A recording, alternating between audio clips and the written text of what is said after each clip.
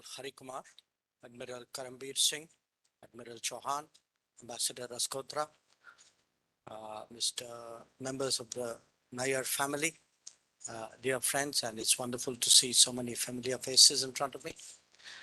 It's really a great pleasure to address the National Maritime Foundation, and it is a particular honor to be asked to deliver the Admiral K.K. Nayyar Memorial Lecture for 2022. My subject today is on the emergence of the Indo-Pacific and making a case for the Quad. I believe it is a timely one too, given that a Quad summit took place in Tokyo just a week ago. And the NMF is a particularly appropriate forum to share these thoughts because it has been a pioneer on the concept of the Indo-Pacific and very much a participant in the ensuing debates. And this is, of course, quite natural, given that so much of the discussion pertains to areas of interest to it, be it maritime security, well-being of oceans, global cooperation, or a rules-based order. Now, the Indo-Pacific as a theater and the Quad as a platform are among the recent additions to our strategic lexicon. They matter less for their novelty than that they reflect the aspects of the global changes underway. Understandably, they have been the subject of debate and in some quarters, even of polemics.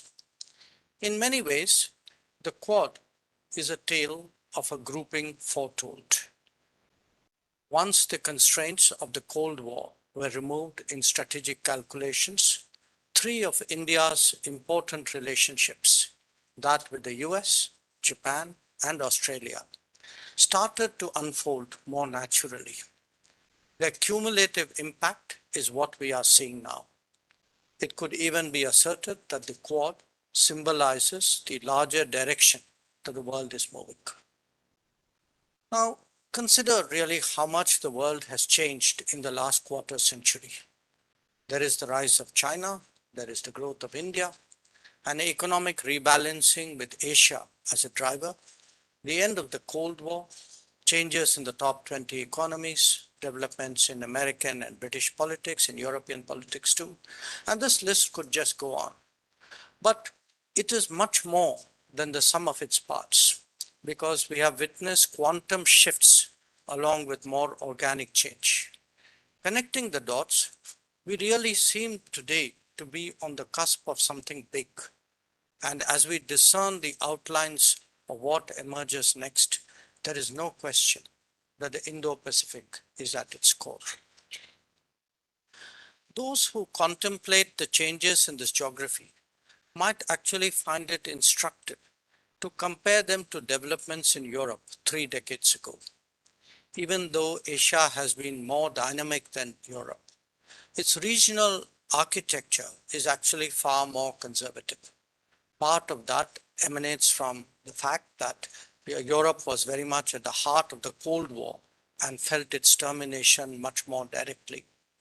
The fall of the Berlin Wall opened up the ground for strategic experimentation that led to the expanded European Union as we know it now.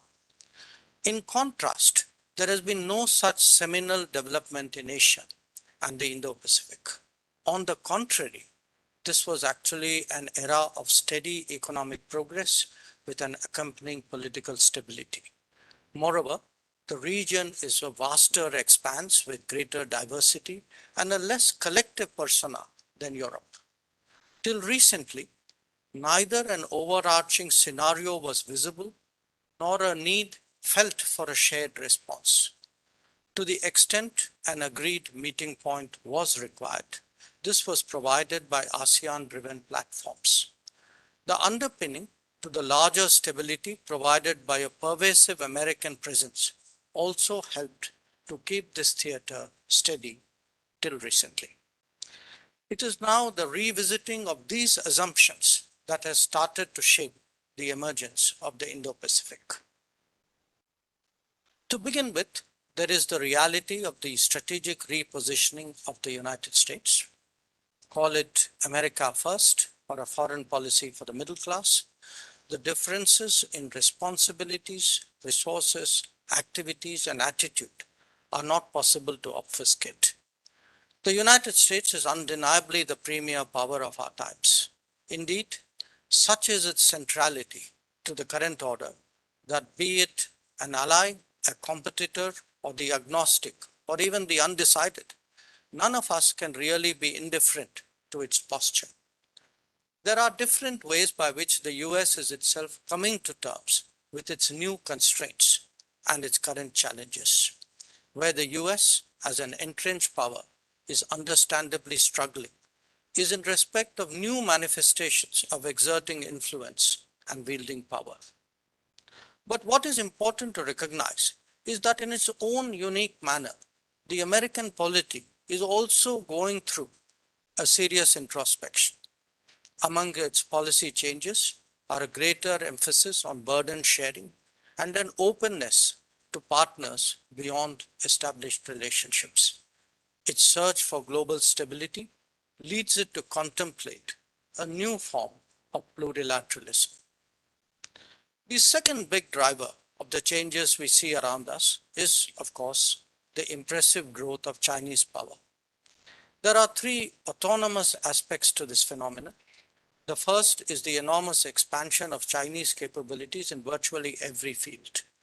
The second is a projection pattern that changed beginning with 2009 and more vigorously after 2012.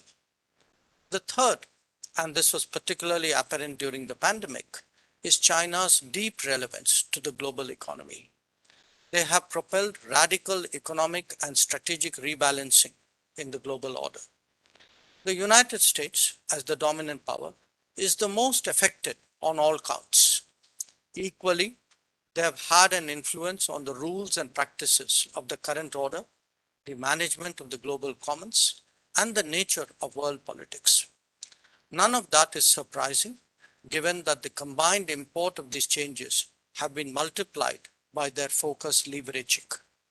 Such seamlessness exhibited abroad is a reflection both of a tightly integrated worldview as well as a domestic outlook.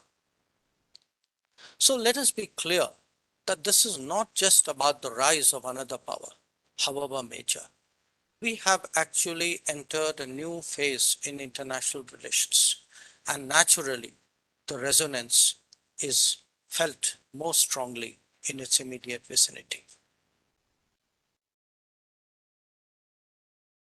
Now, these developments centering around the United States and China are largely responsible for the concept of the Indo-Pacific taking root so rapidly.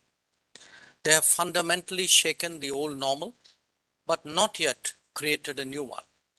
The region has come to understand that it cannot be insulated from the relationship, nor indeed indifferent to what it portends for global goods.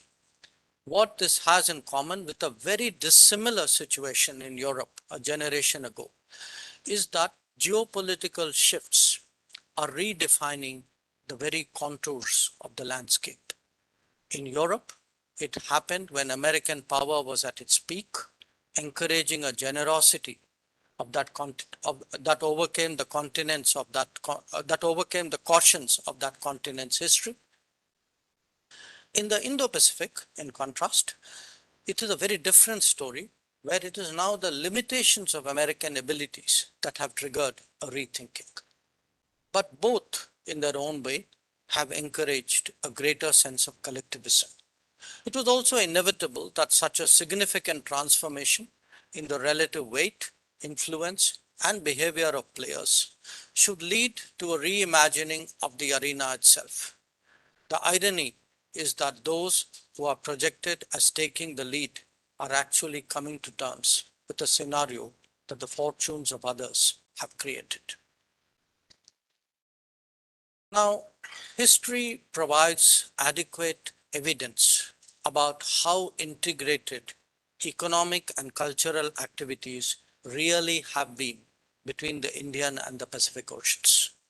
By its very nature, the maritime domain supersedes artificial barriers and man-made lines.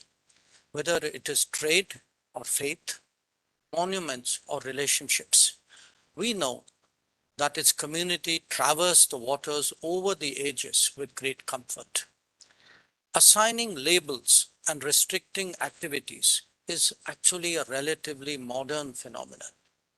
In this particular case, the sharp differentiation within the Indo-Pacific was very much a result of the outcomes of 1945. In fact, it has a very specific American signature to it that is highlighted by America's preoccupations in the Far East. Among the milestones were the Second World War itself, the revolution in China, the Korean War, the revival of Japan, and the Vietnam War. As a result, it was very quickly forgotten. It was very quickly forgotten between the 1940s and the 1960s that much of what happened in that theater was actually driven by forces residing in the Indian Ocean. To that extent, there is again a similarity to the Europe of the previous era. The fact is that the interests of a great power distort the landscape and create concepts for its convenience. And here too, the wheel of history has started to turn and old habits have started to reassert themselves. Debates about the Indo-Pacific have sometimes seen charges that it derives from Cold War thinking. This is not just motivated and false. It is made by the very quarters who seek to freeze the status quo of 1945 and deny the integration that has happened in the last 2 decades. Their endeavor is to constrain the choices of others and impose their interests instead. Aggressive rhetoric is aimed at exerting pressure to conform. Indeed, the very binary mindset that underlies this argument is a carryover from an era that has gone by. The Indian Ocean may have been relegated to a strategic backwater for 7 decades after the Second World War, but it is today not only a critical global lifeline, but one smoothly fusing into the waters of the Pacific. In fact, the actions of major powers active in the Indo-Pacific speaks volumes of what are the real and very integrated calculations. So if we judge nations by what they do rather than what they preach, the picture is very clear.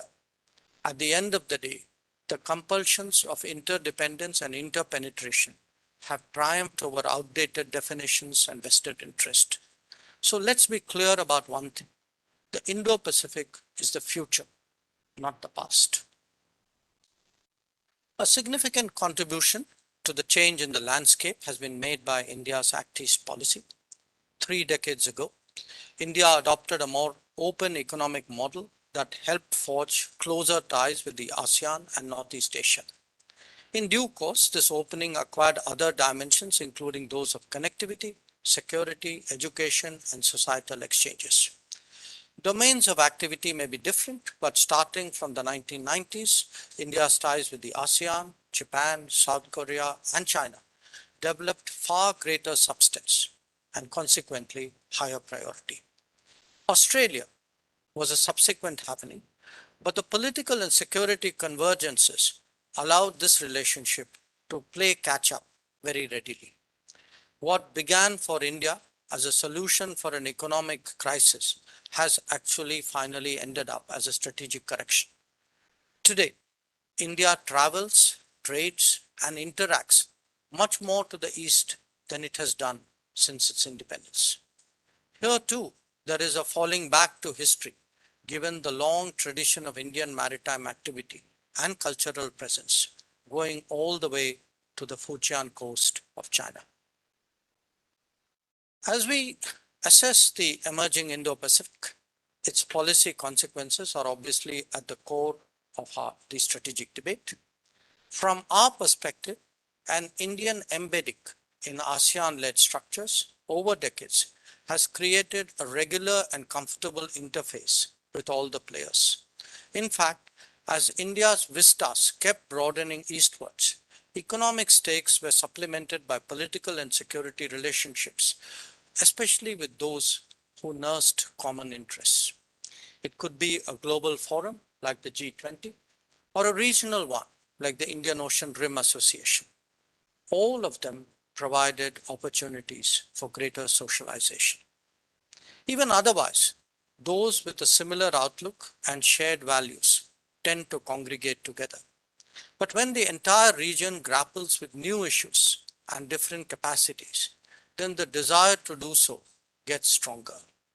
At the heart of the Quad is a level of comfort generated by the marked improvement in multiple sets of bilateral relationships.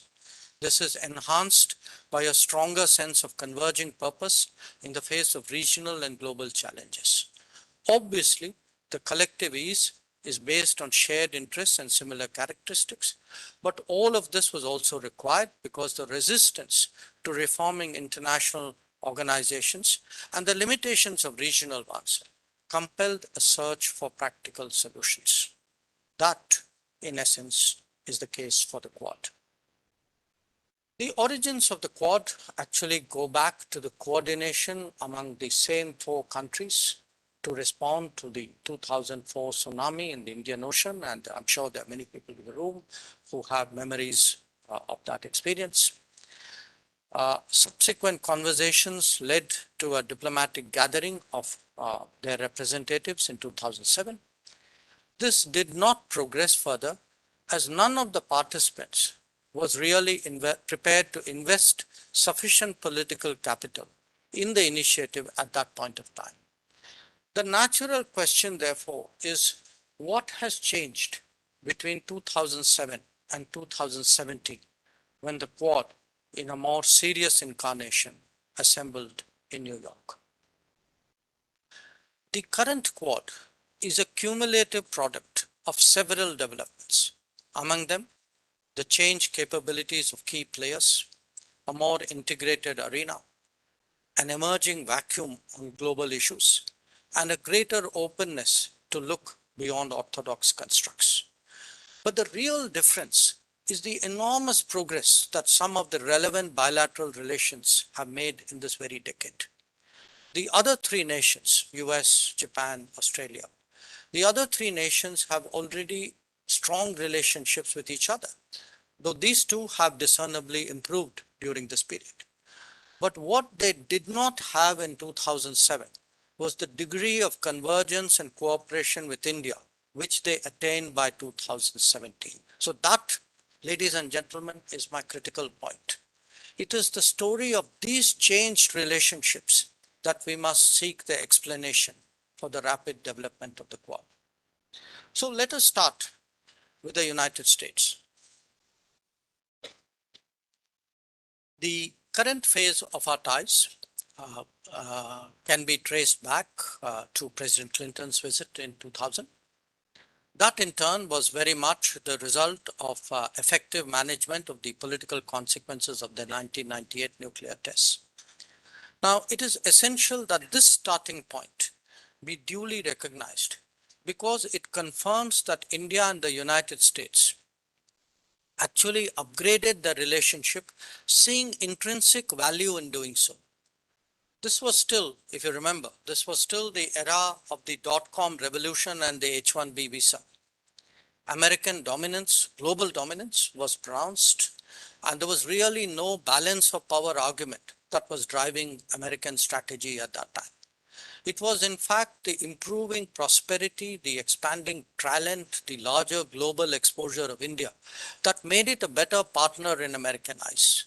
In many ways, this was a natural progression of the relationship once the constraints of the Cold War era ended. Suggesting that these ties do not have their own merit and must necessarily be directed against others is actually to exercise a veto on India's choices.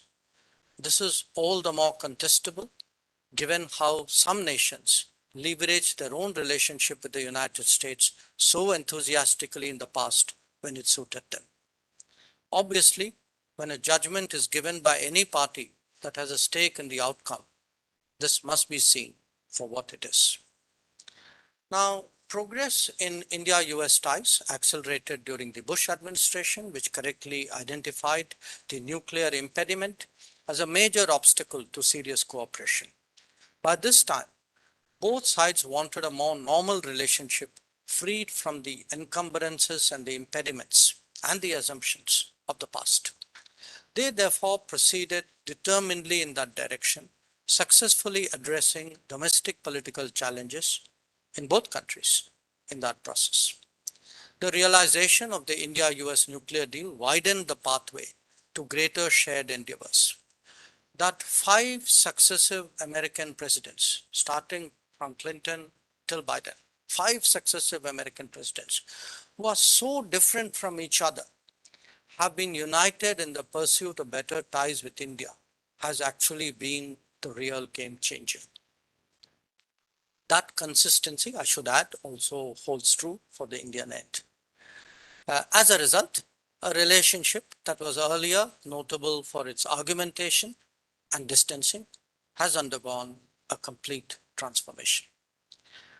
The 2 decades which witnessed such significant developments in respect of the US also saw steady progress with Japan. Challenges for India on this account were, however, very different. Unlike the US, Japan did not have a history of leaning towards Pakistan during the Cold War. For reasons rooted in history and culture, there was in fact a proclivity in Japan, in Japanese politics, for India. The paradox of the relationship was that the very lack of issues also limited high-level attention. As with many other states, India-Japan ties also came up against the difficult realities of India during this period. Economically, a traditionally broad presence of Japanese companies failed to strike deep roots in the absence of a welcoming environment.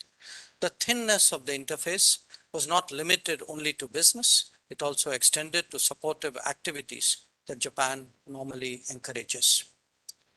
Whether it was education, culture, or travel, the two nations continued to remain pleasantly and politely distant.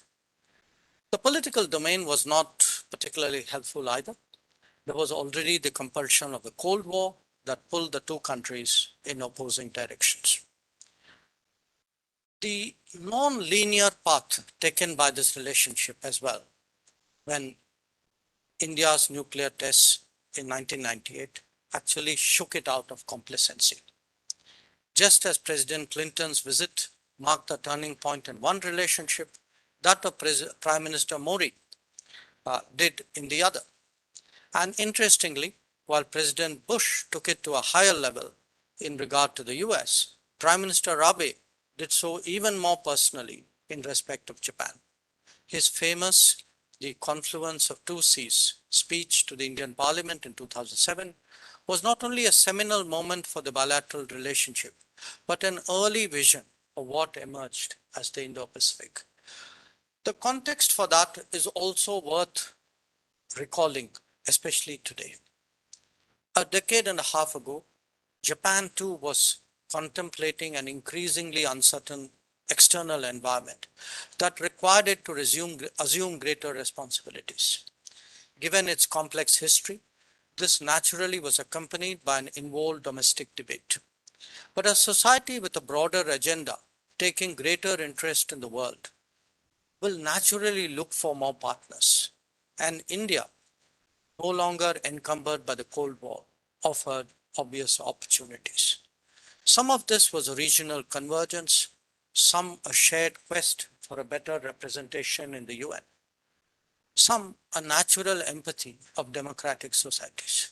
So here too, the bilateral wheels began to move on their own logic, and as they gathered greater traction, the vistas of cooperation also broadened. The relationship which has developed most visibly in recent times is that with Australia. As in the case of US and Japan, the 1998 nuclear test did impact these ties as well, and the road to recovery, quite honestly, was not an easy one. But the Australia relationship also carried its own pre-existing issues.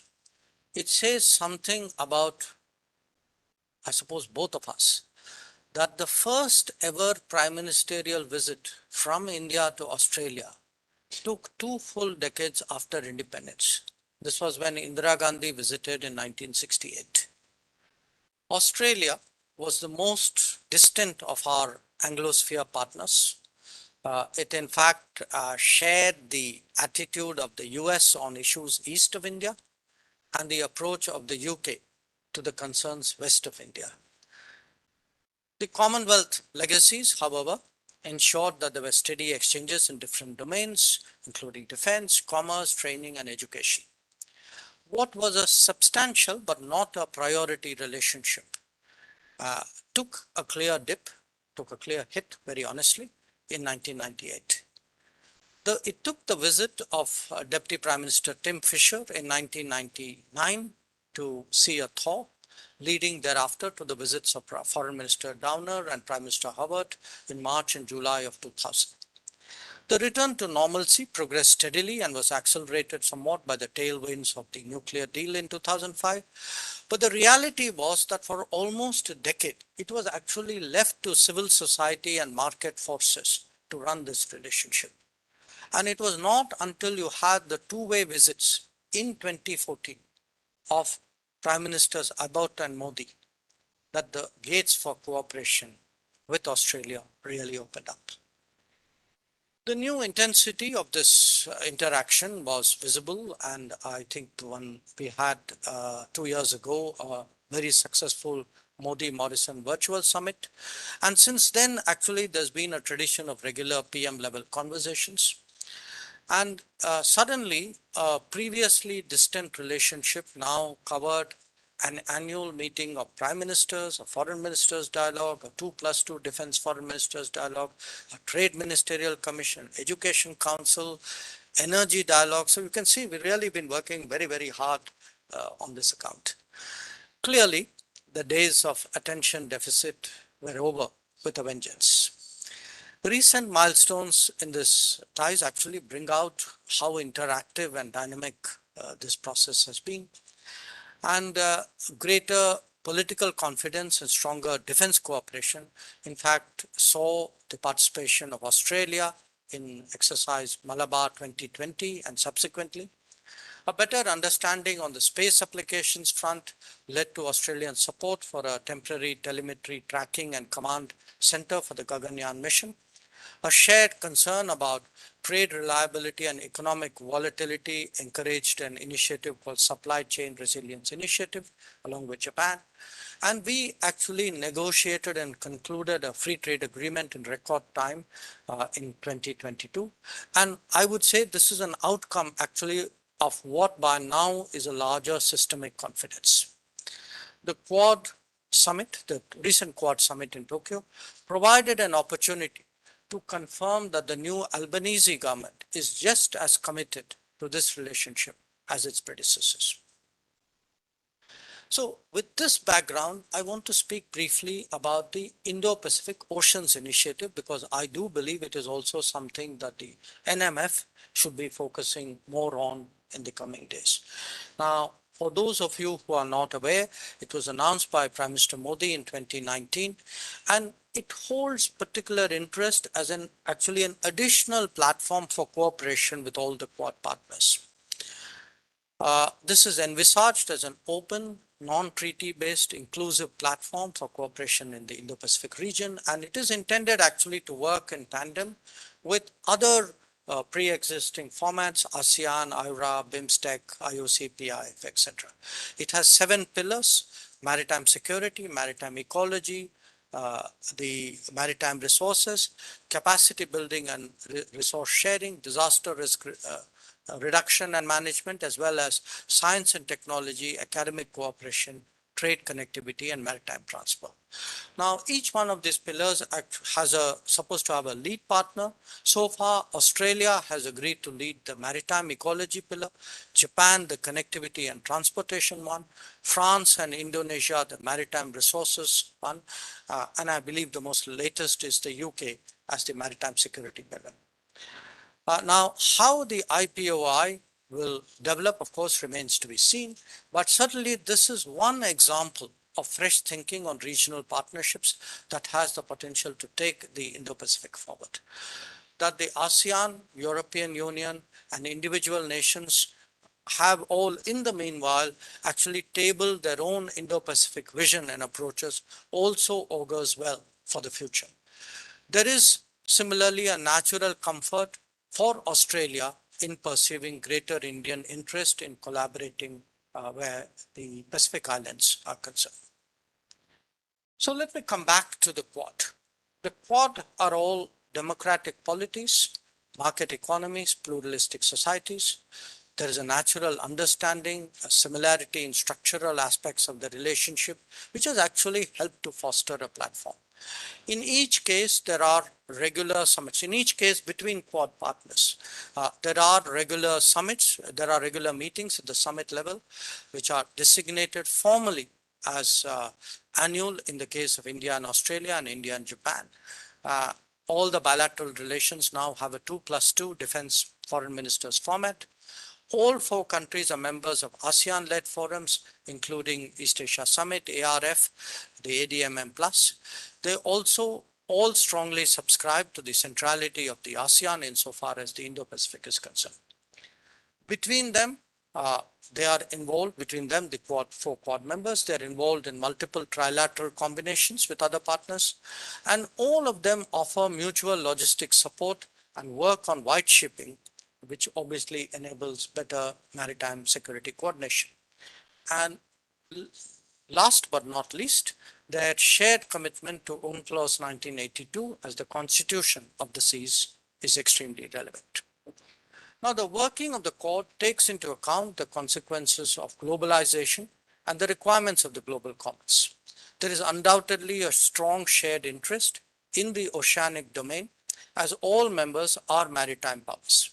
In fact, well before the revival of the Quad, they were conducting the Malabar exercises between themselves. And the same convergence is now underlined in the support that they have expressed together recently in Tokyo for the Indo-Pacific Partnership on Maritime Domain Awareness. But significant as this may be, any unidimensional projection does injustice to a group that can make a serious contribution to larger welfare. It is therefore essential that all of us have an informed visibility of the entire Quad landscape. And as you will see, or rather hear, this does span a very broad range of issues. Where critical and emerging technologies are concerned, the Quad adopted in 2021 principles on technology design, development, governance, and use. The adoption of the ORAN action plan encouraged a diverse, open, and interoperable telecommunication system. This was followed by an agreement to facilitate exchanges and align closely on ORAN testing, as well when we were in Tokyo on 5G supplier diversification. The Quad obviously has an interest in expansive deployment in the Indo-Pacific of the ORAN. In parallel, there have been discussions on the global semiconductor chain, semiconductor value chain, that the Quad members have come up with a common statement on technology supply chain principles also says a lot about the importance that they attach to this domain. Climate action has been another significant area of attention. Here too, the Quad has applied itself to practical initiatives. The green shipping network between the 4 is dedicated to greening and decarbonizing the shipping value chain. It is actually the Quad objective to finally establish green shipping corridors in the Indo-Pacific. India has a particular interest in the collective efforts underway on green hydrogen. This is expected to dovetail with its own national mission. Therefore, our Quad collaboration is important. We have also partnered on the Coalition for the Disaster Resilient Infrastructure. Among the ambitious goals in the sector is to collectively advance climate monitoring and disaster risk reduction in the Indo-Pacific. Infrastructure has been another natural focus given the widespread unease generated by more opaque connectivity initiatives. Insofar as the Quad is concerned, again in Tokyo, there was an agreement, there was a commitment to put $50 billion in investment in infrastructure over the next 5 years. Given the inherited challenges, much of the deliberations on debt management and debt sustainability in the Quad are assuming serious proportions. We again have an agreement to establish a portal on debt management resources.